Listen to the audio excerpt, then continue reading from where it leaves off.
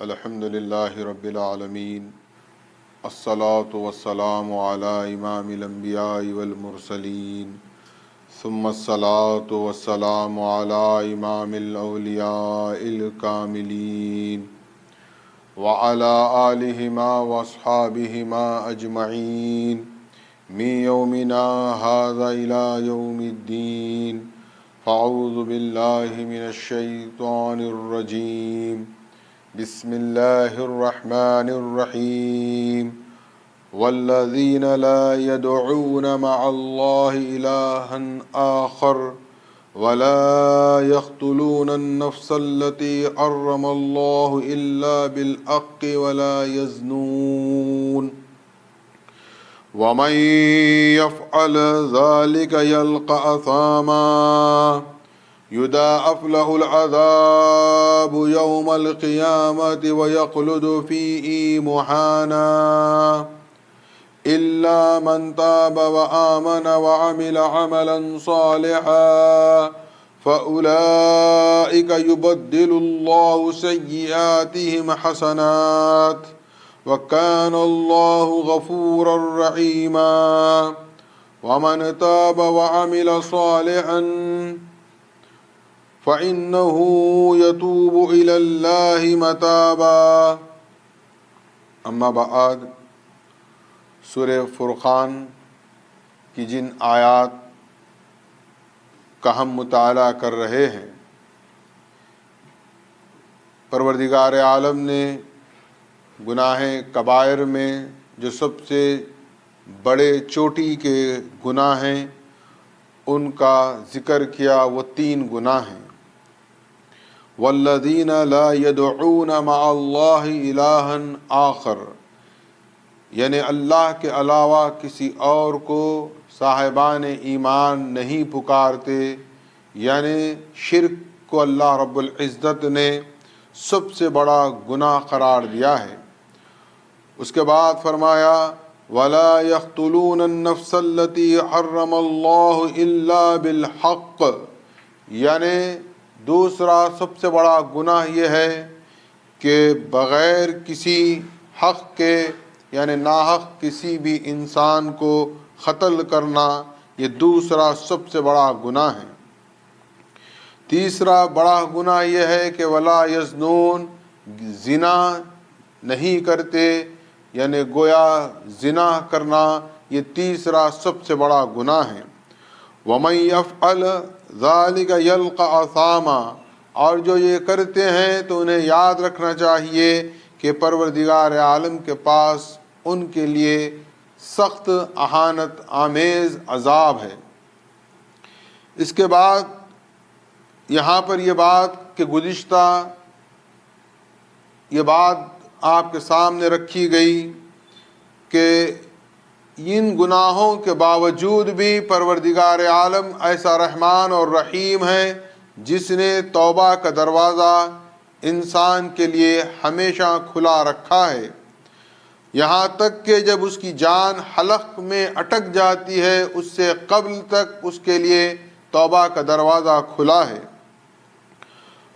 حقوق اللہ میں یہ بات ہے کہ توبہ اس کو کہا جائے گا کہ انسان نے جو گناہ کیا ہے وہ اس گناہ پر شرمندہ ہو، اسے احساس ندامت ہو، اور وہ اللہ کی بارگاہ میں اس بات کا اقرار کرے کہ پروردگار مجھ سے گناہ ہو گیا ہے اور تو میرے اس گناہ کو معاف فرما۔ تیسرا یہ ہے کہ اس بات پر پھر قائم رہنا، دوبارہ وہ گناہ نہ کرنا۔ یہ حقوق اللہ کے تحت ہے، لیکن حقوق العباد میں ایک چیز اور اضافہ ہے۔ دیکھیے آپ کہ 2 چیزیں بڑی الگ ہیں۔ حقوق اللہ یعنی عبادات جس کو کہا جائے گا، انسان جو گناہ کرتا ہے، فرائض کا ترک کرنا، یا دیگر علماء نے جو کبائر کی فہرست بتائی ہے، اس سے اللہ کے درمیان جو معاملہ ہے اس میں بندہ گناہ کرتا ہے تو وہ اللہ سے اپنے راز و نیاز کے عالم میں توبہ کر لے، استغفار کر لے اور اپنی بات پر قائم رہے۔ لیکن حقوق العباد میں ایک اضافہ ہے، بندہ پہلے اللہ سے توبہ کرے کہ پروردگار میں نے فلاں کا ناحق مال کھا لیا ہے، میں نے فلاں کو گالی دی ہے، فلاں کی دل آزاری کی ہے، فلاں کو میں نے تکلیف پہنچائی ہے، فلاں کے ساتھ میں نے بدسلوکی کی ہے، میں نے اس کی اہانت کی ہے، اس کو ذلیل کیا ہے، اس کو رسوا کیا ہے، اس کو بدنام کیا ہے، اس کی غیبت کی ہے۔ جتنے انسان سے متعلق ایک انسان کے گناہ ہوں گے وہ تمام کے تمام حقوق العباد میں کاؤنٹ کیے جائیں گے۔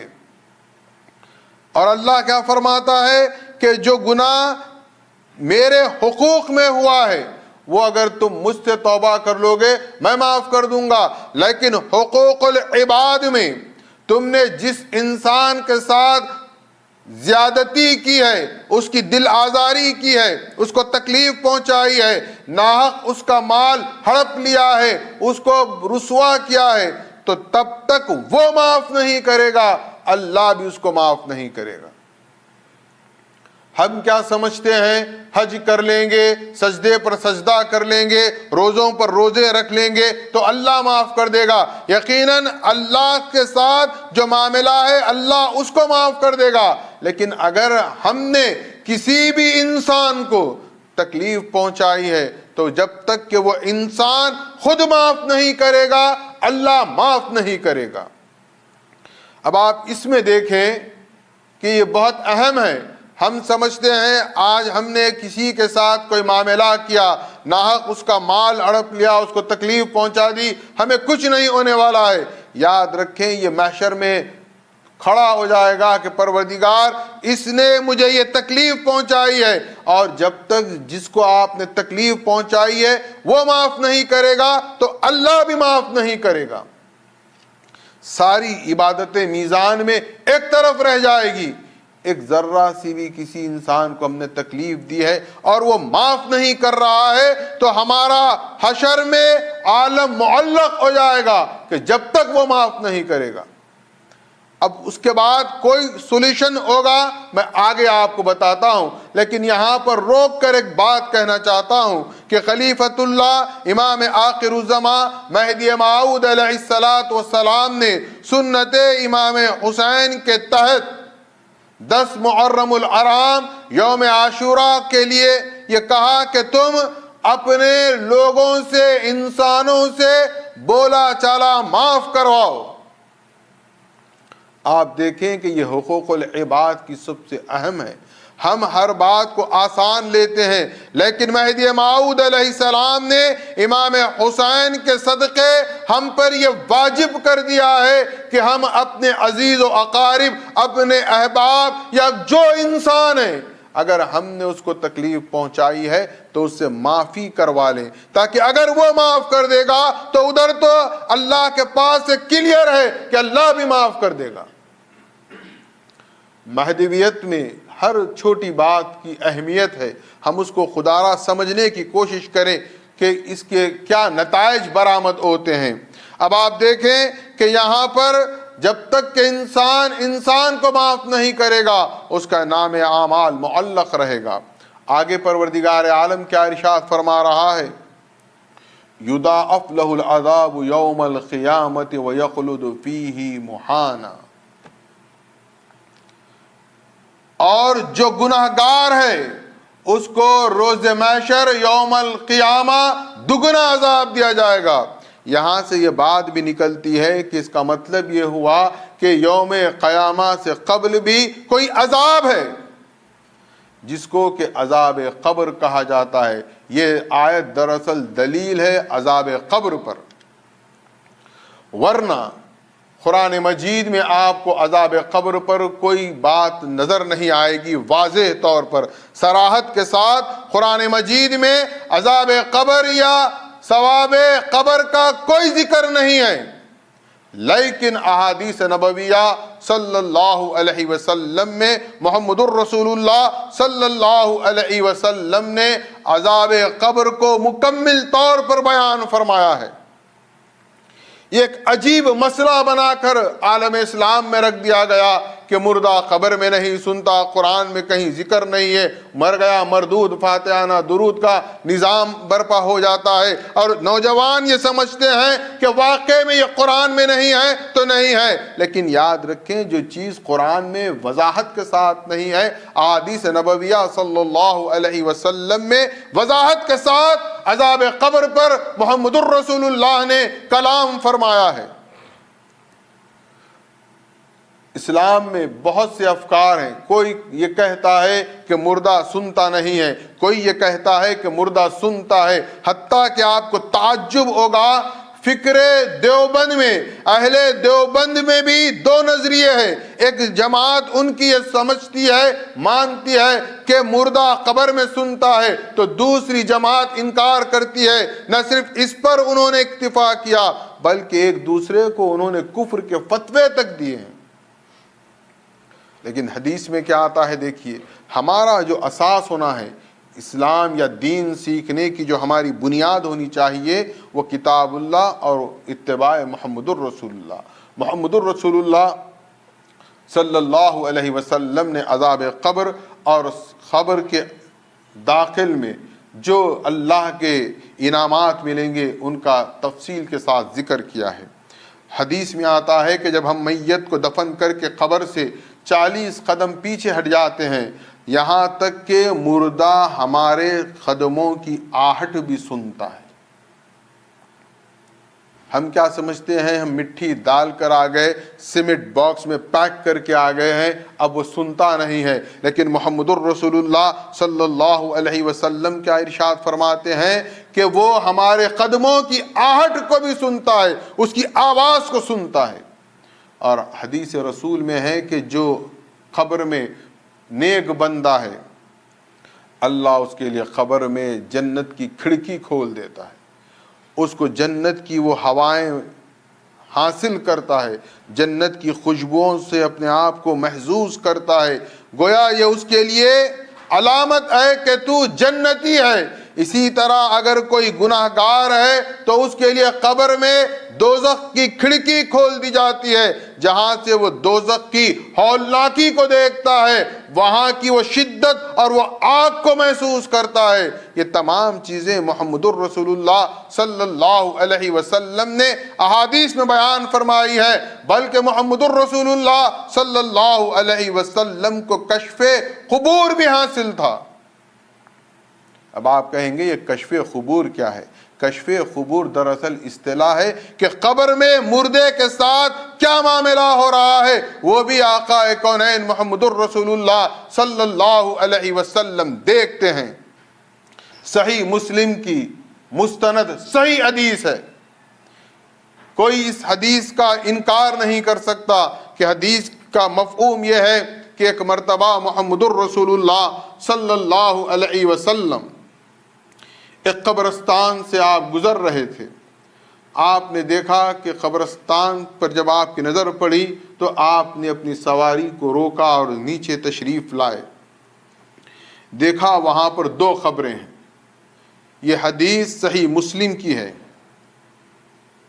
اب آپ دیکھیں کہ کیا عالم ہے، کیا منظر ہے۔ حضور صلی اللہ علیہ وسلم 2 قبروں کے پاس تشریف فرما ہے، یعنی یوں کہیے کہ کھڑے ہو گئے ہیں آقا کونین محمد الرسول اللہ صلی اللہ علیہ وسلم۔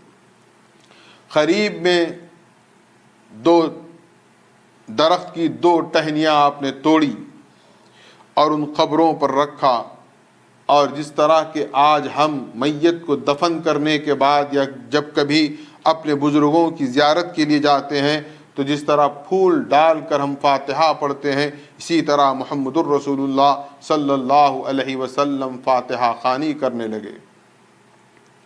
اب آپ دیکھیں کہ یہ عمل جو ہمارا عمل ہے یہ خلاف شریعت نہیں ہے، خلاف سنت محمد الرسول اللہ صلی اللہ علیہ وسلم نہیں ہے، یہ بدعت نہیں ہے۔ آپ نے کیا کیا؟ 2 ٹہنیاں توڑی، ان کی قبروں پر رکھی، فاتحہ خوانی کی، اور پھر اس کے بعد یہ منظر اصحاب پہلی مرتبہ دیکھ رہے تھے کہ محمد الرسول اللہ صلی اللہ علیہ وسلم خبروں کے ساتھ یہ معاملہ کر رہے ہیں۔ صحابہ نے دریافت کیا کہ یا رسول اللہ، یہ عمل ہمارے لیے پہلی مرتبہ سامنے آیا ہے، کیا وجہ ہے، آپ نے ایسا عمل کیوں کیا ہے؟ حضور صلی اللہ علیہ وسلم فرماتے ہیں، کیا بتاؤں، میں نے دیکھا کہ ان قبروں میں لیٹے ہوئے دونوں پر عذاب قبر ہو رہا ہے، تو میں نے سبز ٹہنیاں ان کی قبروں پر رکھ دی۔ سائنس سے بھی یہ بات آپ کو پروف مل جائے گا کہ جو سبزہ ہوتا ہے، درخت کی جو پتیاں ہوتی ہیں وہ جاندار ہوتی ہیں، اور قرآن سے یہ بھی ثابت ہے کہ ہر جاندار اللہ کا ذکر کرتا ہے۔ حضور نے فرمایا کہ میں یہ ٹہنیاں رکھا، جب تک اس میں تازگی رہے گی یہ اللہ کا ذکر کرتی رہیں گی، اور ان کے اللہ کے ذکر کرنے کا اثر یہ ہوگا کہ جو مردے پر عذاب ہو رہا ہے اس عذاب میں پروردگار عالم تخفیف فرما دے گا، کمی فرما دے گا، رحم فرما دے گا۔ اور اب وجہ بھی بیان فرمائی کہ ان دونوں پر عذاب کیوں ہو رہا ہے۔ ہم غور سے اس بات کو سنیں کہ چھوٹی چھوٹی باتیں ہیں، ہم نظر انداز کر دیتے ہیں، لیکن محمد الرسول اللہ صلی اللہ علیہ وسلم پر ہم قربان جائیں، ہر ذرہ ذرہ برابر بھی کوئی بات کی اہمیت ہے تو آپ نے اس کی ہمیں تعلیم دی ہے۔ حضور فرماتے ہیں یہ دو میں سے ایک پر عذاب قبر اس لیے ہو رہا تھا کہ یہ پیشاب کرنے میں، یورین پاس کرنے میں بد احتیاطی کرتا تھا، اور یورین کے، پیشاب کے قطرے اس کے جسم پر پلٹ کر اچھلتے تھے، اس لیے اس کے اس عمل پر اس کو قبر میں عذاب دیا جا رہا ہے۔ دوسرے کو اس لیے عذاب قبر ہو رہا ہے چونکہ یہ اپنے والدین کا نافرمان تھا۔ بہت چھوٹی باتیں ہیں، ہم ہمیشہ یہ چیزیں سرزد ہو جاتی ہیں، پیشاب میں بد احتیاطی بھی ہو جاتی ہے، والدین کے ساتھ ہماری بدتمیزی بھی ہو جاتی ہے، لیکن محمد الرسول اللہ صلی اللہ علیہ وسلم کیا فرما رہے ہیں کہ ان اعمال کی وجہ سے عذاب ہو رہا تھا، اور میں نے ان کے لیے مغفرت کی دعا فرمائی ہے، اور اس مغفرت کی دعا کا طریقہ بتایا، اور پھر اس کے بعد اس پر ٹہنیاں رکھی۔ یہ حدیث صحیح مسلم کی ہے۔ اب آپ غور کریں کہ آج اگر ہمارا یہ عمل ہے تو بتائیے کیا خلاف سنت ہے؟ کیا رسول اللہ کا عمل نہیں ہے؟ محمد الرسول اللہ کا ہر عمل ہمارے لیے واجب العمل ہے، ہمیں چاہیے کہ ہم اس پر عمل کریں۔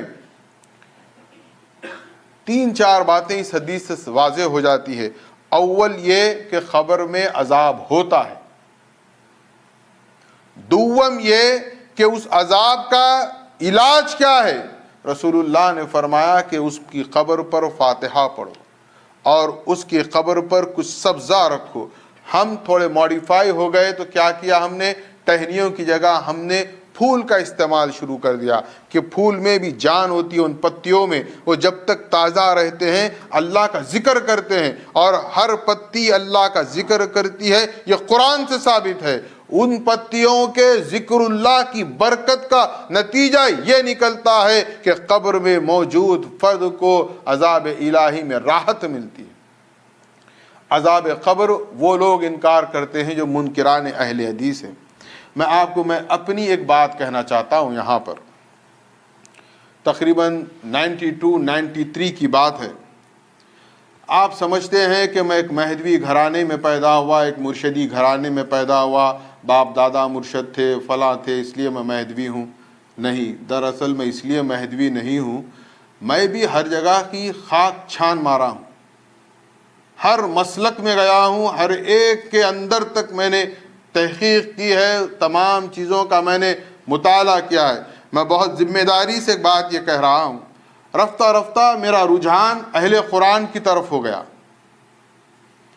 ہمارا مکان بیگم بازار میں تھا، وہاں سے قریب پان منڈی جس کو کہا جاتا ہے، جو دارالسلام سے قریب ایک محلہ ہے، ان دنوں پان منڈی میں اہل قرآن کا ایک سینٹر تھا۔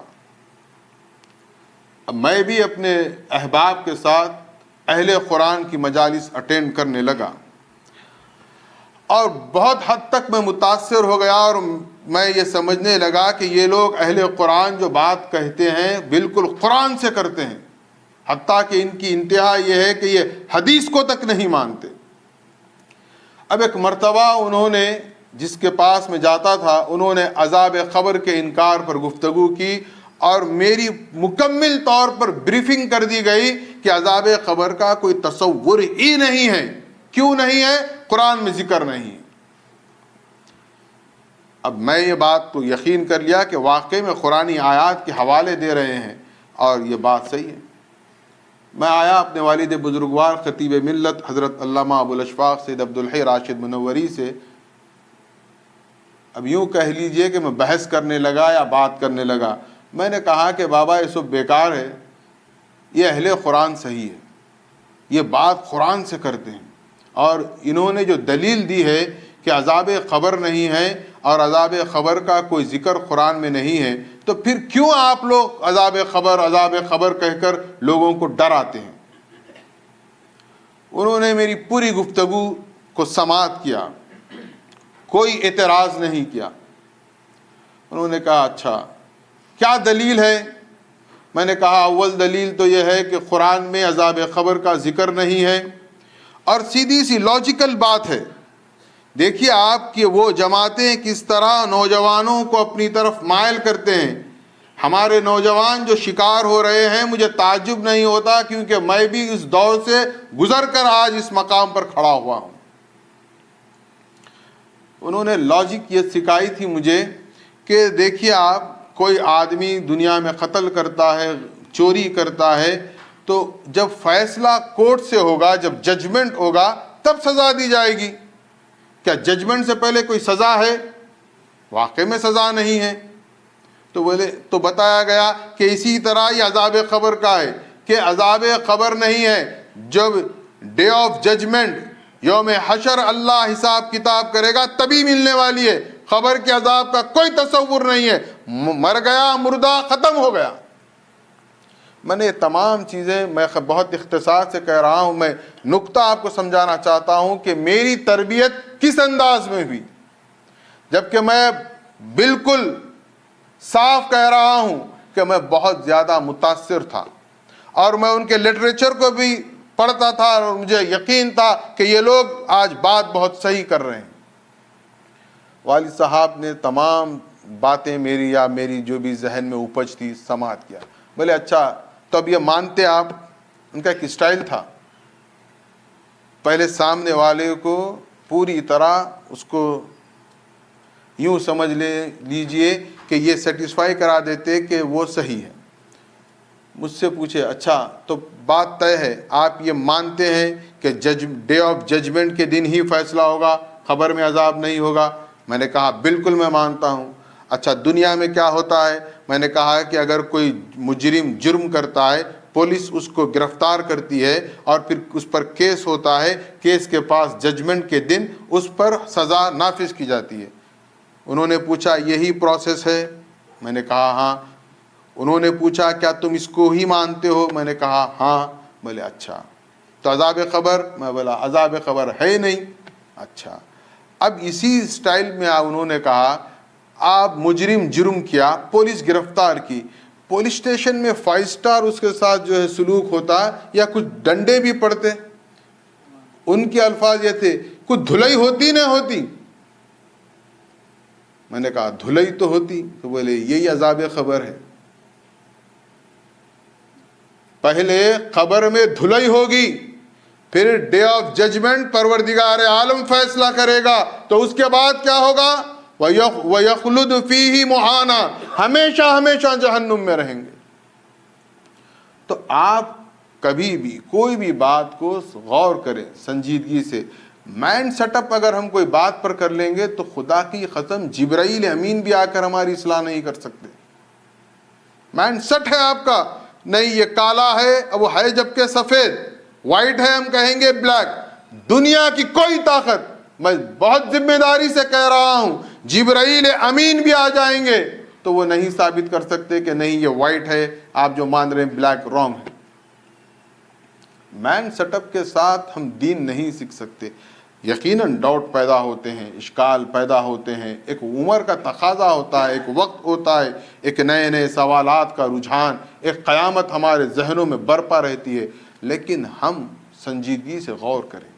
ہم دین کو، دراصل مسئلہ یہ ہے، ہم دین کو اپنے نقطہ نظر سے سمجھنا چاہتے ہیں اور دین کو اپنے نقطہ نظر سے پھر عمل بھی کرنا چاہتے ہیں۔ میں آپ کو ایک مثال دیتا ہوں کہ ہم کس طرح دین کو اپنے حساب سے چلا رہے ہیں۔ کچھ دن پہلے 10 محرم گزری، یوم عاشوراء کا روزہ، وہ فضیلتیں، حیرت و تعجب ہے، بچے یوم عاشوراء کا روزہ رکھ رہے ہیں۔ اچھا، کیوں رکھ رہے ہیں روزہ؟ بولے سنت رسول ہے۔ اچھا، بڑی فضیلت ہے، وہ ایک روزے سے پچھلے سال کے گناہ معاف، یہ پورے رٹے ہوئے ہیں معاملہ۔ چلیے، آپ سنت رسول کہہ کر یوم عاشوراء کا روزہ رکھ لیے، جمعہ جو نماز جمعہ ادا کرتے ہیں، فرض نماز، اس کو ترک کر دیتے ہیں۔ میں امریکہ میں لوگوں سے، جو لوگ یہاں نماز جمعہ میں نظر نہیں آتے، میں ان سے سوال کرتا ہوں کہ آپ جمعے میں نظر نہیں آئے۔ آج مجھے 14 مہینے ہو گئے ہیں، میں نے ایسے افراد میں جانتا ہوں جو آج تک نہیں آئے۔ اچھا، یہ بدگمانی بھی میں نہیں کر سکتا کہ وہ کہیں اور ادا کرتے ہیں، اور یہ بھی ایک حقیقت ہے کہ قوم میں کہ یہاں پر یہ ایک ہی مسجد ہے جہاں پر نماز جمعہ ہوتی ہے۔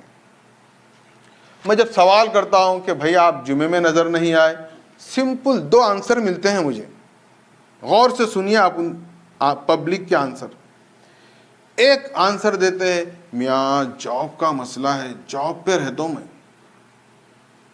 ٹھیک، ایک دوسرا، سو گیا تھا میاں، صبح سویا، اب کہاں سے اٹھوں گا میں۔ اب یہ جمعہ کیا ہے؟ فرض ہے۔ آپ یوم عاشوراء کا روزہ رکھے سنت بول کے، آپ دین کو اپنے حساب سے چلائے۔